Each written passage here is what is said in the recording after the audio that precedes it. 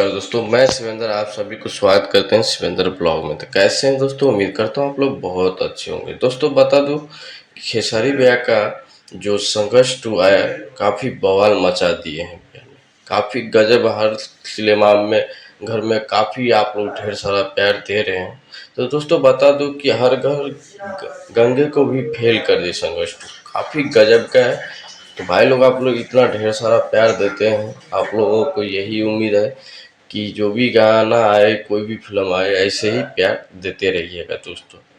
तो भाई लोग हमारे चैनल पर नए हैं तो चैनल को सब्सक्राइब कर लीजिएगा दोस्तों, और ऐसे ही देखते रहिए शिवेंद्र ब्लॉग। तो दोस्तों बता दूं कि खेसारी भैया का जो सॉन्ग आने वाला है 1 तारीख को आएगा। काफ़ी गजब का सॉन्ग शूट हुआ है, काफ़ी मेगा बजट का है, वीडियो फॉर्मेट में है।